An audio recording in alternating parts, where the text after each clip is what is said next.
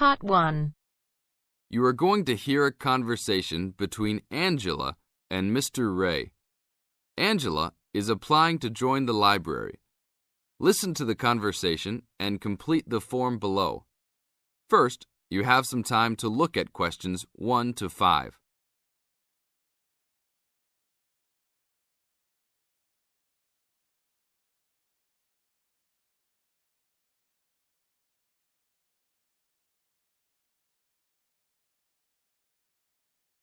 Now we shall begin.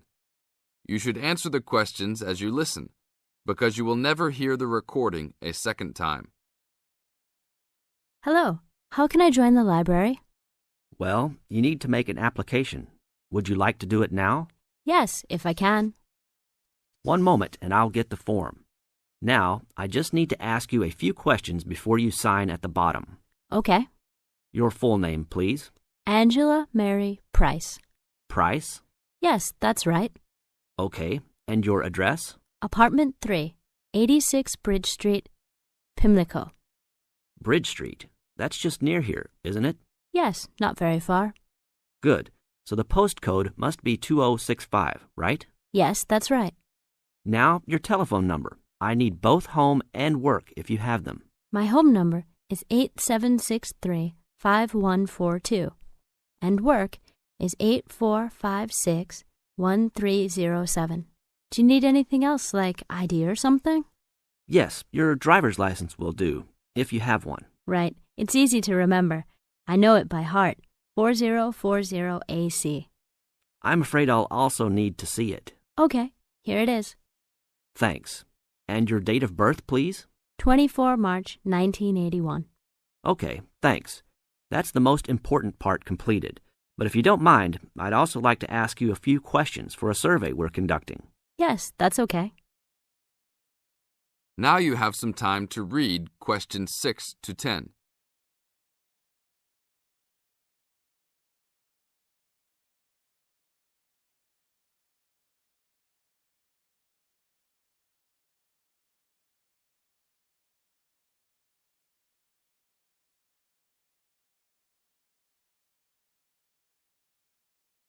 As the conversation continues, answer questions 6 to 10.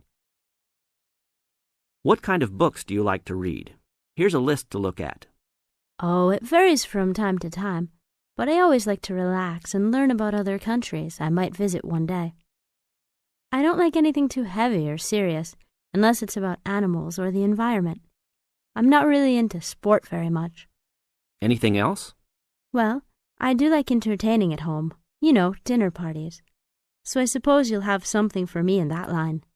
The pictures in those books always make me hungry, although they never seem to turn out exactly as they look in the books. Fine. I think that's all I need now, except I need you to sign here on the application form.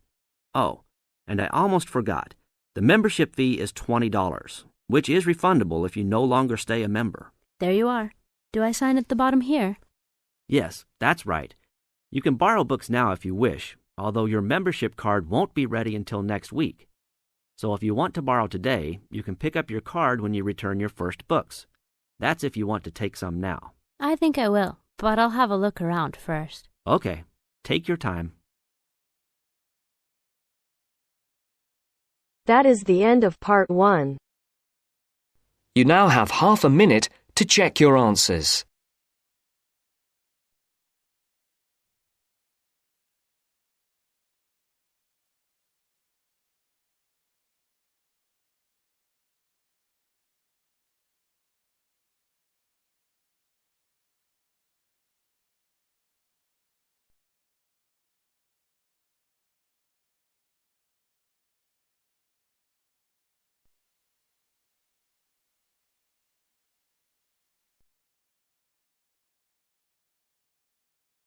Now turns to Part 2.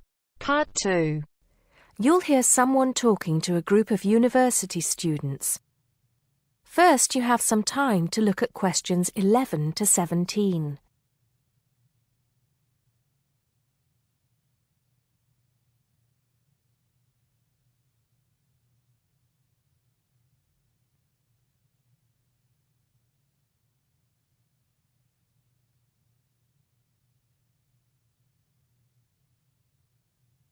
Now listen carefully and answer questions 11 to 17. Good morning, everybody, and welcome to Upton University. I hope you are settling in and beginning to find your way around. I know how confusing it can be when you start life at university, and that's why we have Freshers Week to help you find your feet. Before I go any further, I should perhaps introduce myself. My name is Sally Jackson, and I am the Secretary of the Students' Union, which has organized this week of events for you. You will usually find me in the office on the first floor of this building when I'm not attending lectures. Anyway, down to business.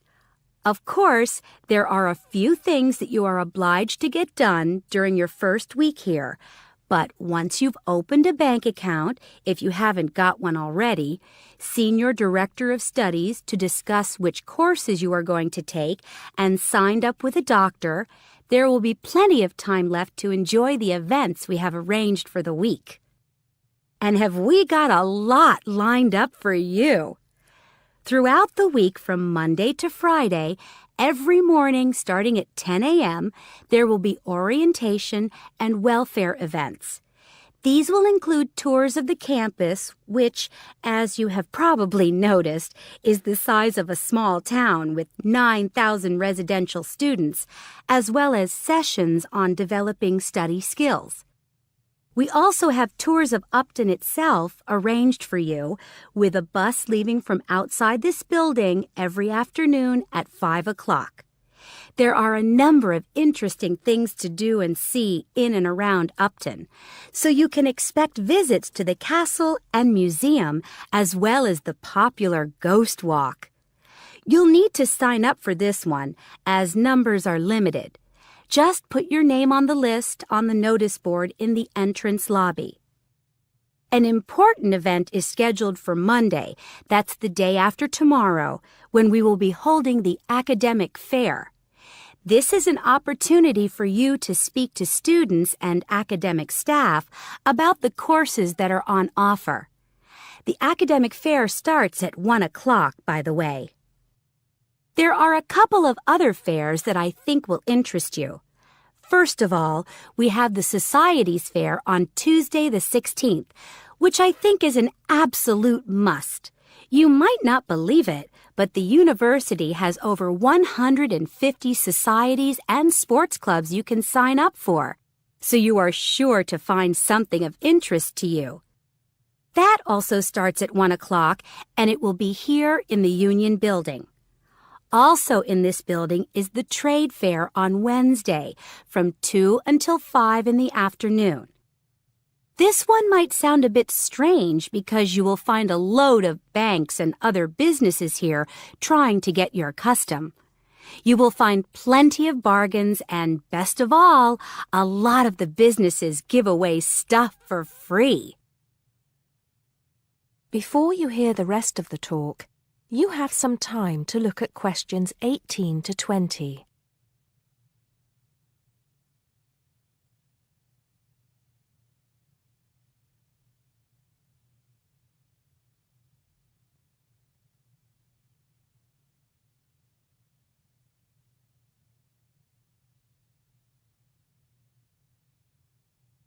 Now listen and answer questions 18 to 20. We've also got a great entertainment program lined up for you, starting tonight with our welcoming party. We have a top band lined up for your entertainment, but I'm not allowed to say who they are.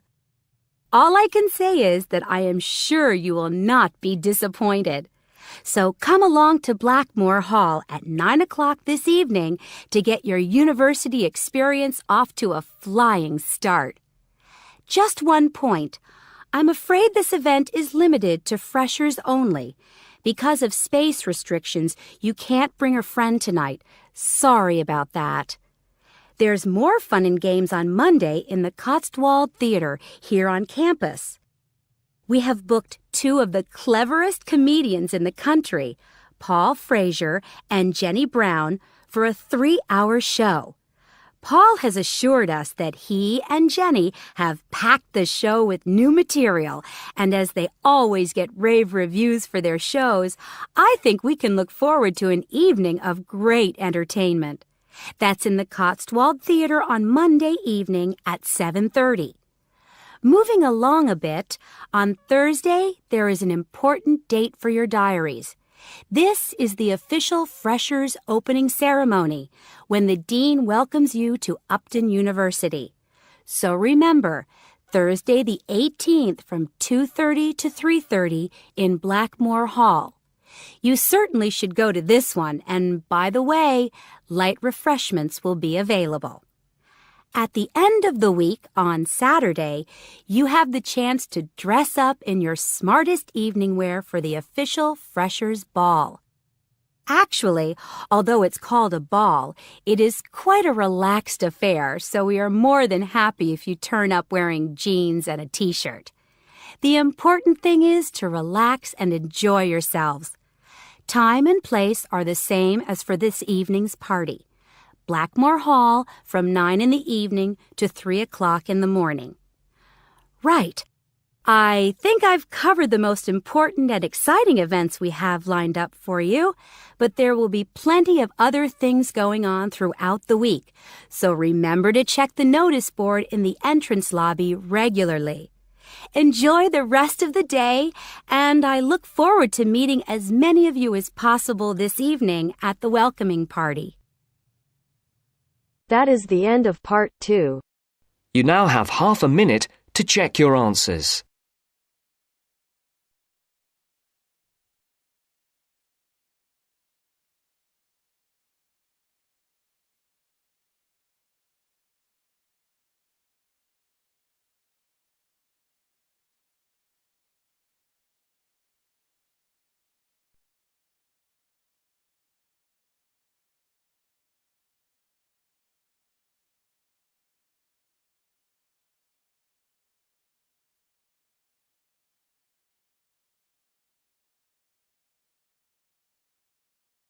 Now turns to part 3. Part 3. You will hear a discussion between students Maria and Jack. In the first part of the discussion, they're talking about their opinions about some of the things in their universities. First, you have some time to look at questions 21 to 26.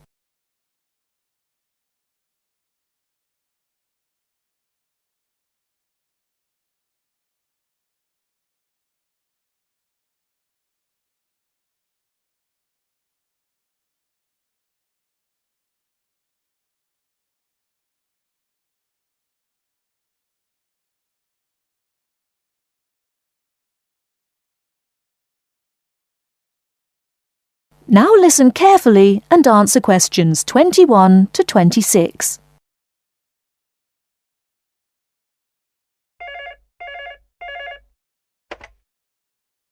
Two four one 4331. Good afternoon. May I speak to Jack Robert, please? Speaking, please. Hi, Jack. This is Maria. Hello, Maria. How are you getting on there? Fine. I arrived in Nottingham yesterday. I've just settled down, and I live on the campus of Nottingham University. Oh, that's good. Do you like the campus? Yes, it's beautiful. What do you think of yours? Edinburgh University? It's marvellous. It's on a hill and very close to the sea. I like it very much. It sounds beautiful. Jack, what's the weather like there? Oh, it's fine and sunny. It's said that the weather here is very nice in summer, but awful in winter. What's the weather like in Nottingham? Well, it's a bit depressing. It's been raining since yesterday. I can't go out, so I have to stay in my room. What about your room? Is it a nice one? Yes, it's small and elegant. How about yours? Mine is an ordinary one. It's a twin study room. I share it with one of my classmates. He's intelligent and very friendly. We're getting on quite well. How's your roommate? She's very nice, but a little bit quiet. She likes reading and seldom speaks. By the way, do you like the Scottish food there? Oh, I like it. It's very delicious. Oh, really? I don't like the food here. It's disgusting. It has no taste. I have to cook for myself in my room. Well, Maria, as the saying goes, when in Rome, do as the Romans do. Come on, don't be too choosy. Oh, someone's at the door. I have to answer it, Maria. I'll call you this evening. Bye. Bye.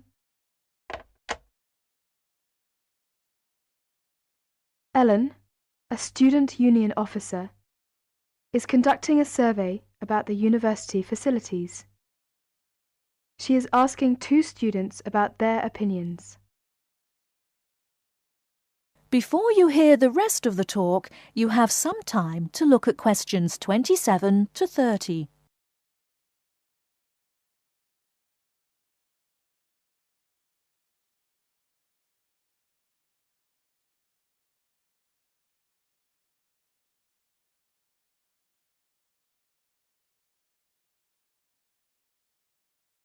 Now listen and answer questions 27 to 30.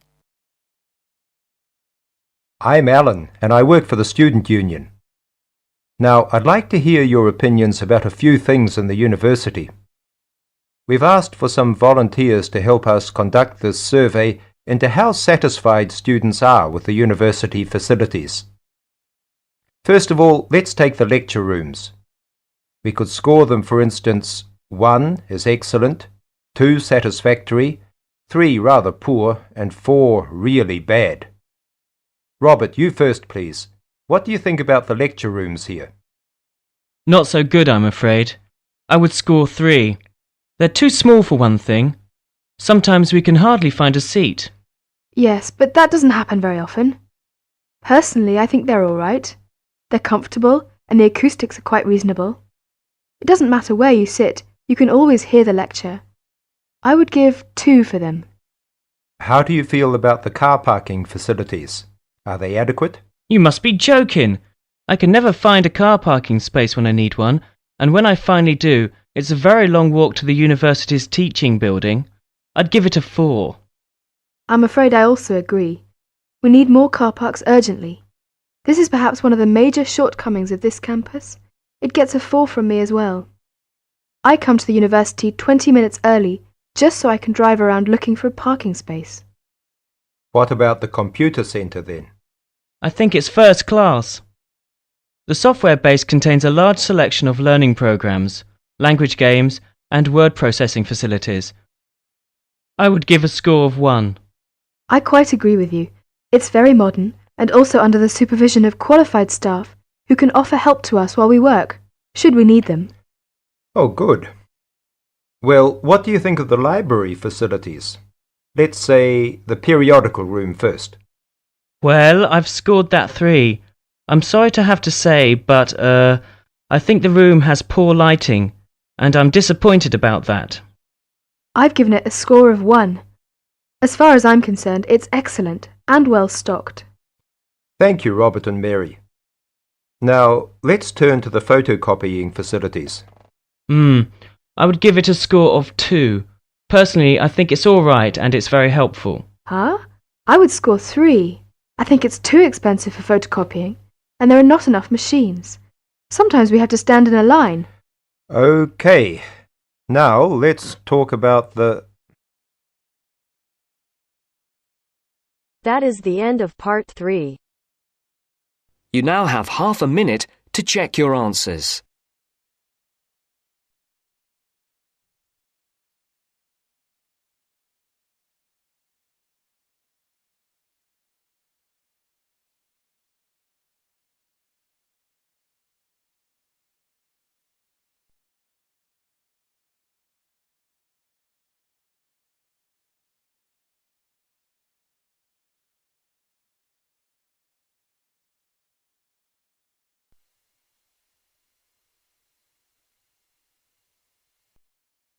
Now turns to part 4. Part 4. You are going to hear a lecture about the geographic information about Australia. You now have some time to read questions 31 to 40.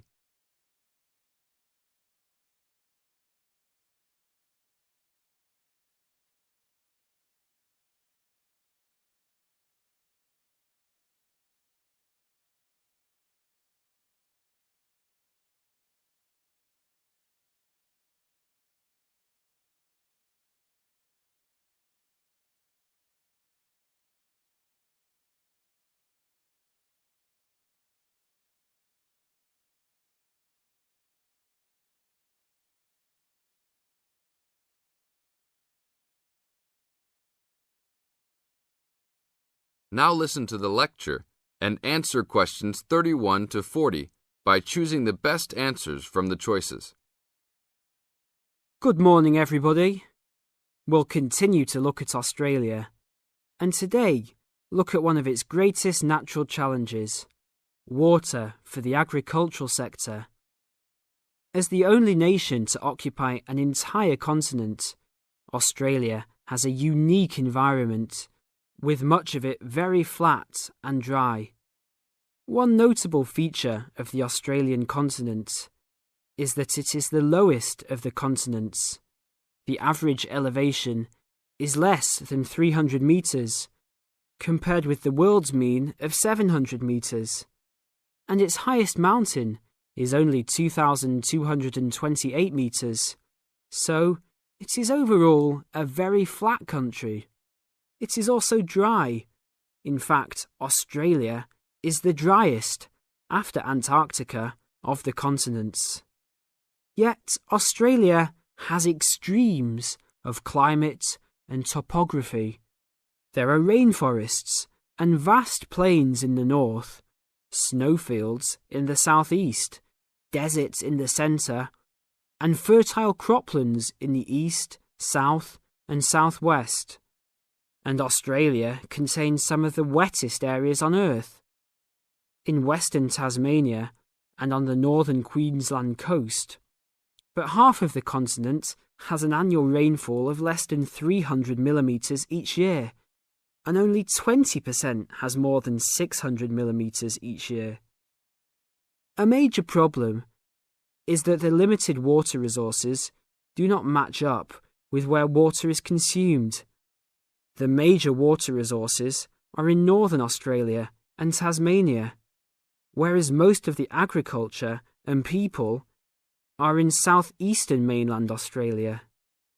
The agricultural sector is the largest consumer of both self-extracted and main-supplied water, using over 70% of total net water consumption. Electricity and gas supply, and water, sewerage and drainage services use notable amounts of self-extracted water. However, net consumption in the household sector is the lowest, just 8% of total net water used. Australia's water use increased by 25% over the decade between the mid-1980s and mid-1990s. Much of this increase was due to irrigated agriculture, which, as noted earlier, accounts for over 70% of national water demand. Since the mid-1990s, the growth and profitability of irrigated agriculture has outstripped the dryland agriculture sector. Irrigated commodities contributed almost a third of total farm exports in the mid-1990s.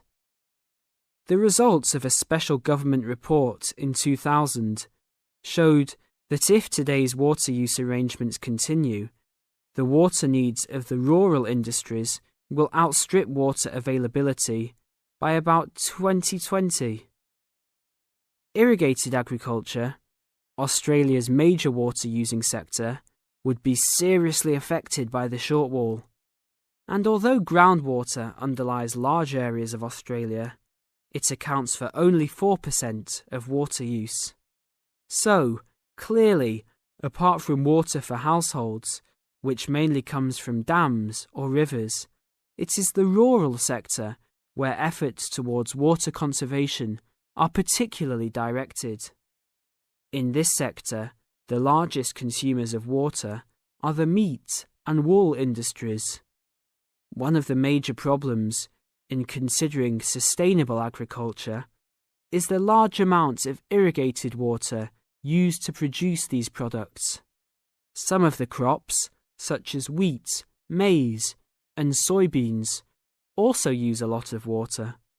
Furthermore, many crops are grown in dry areas, where up to half the available water evaporates from the soil surface or seeps down too low into the ground for the plant roots to reach it.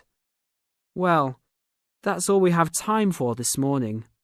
You will be able to do further study on this topic in the library, and I have a handout here with references for those who want to come out to the front to collect it. Next week, we'll look at outback farming and... That is the end of part 4. You now have half a minute to check your answers.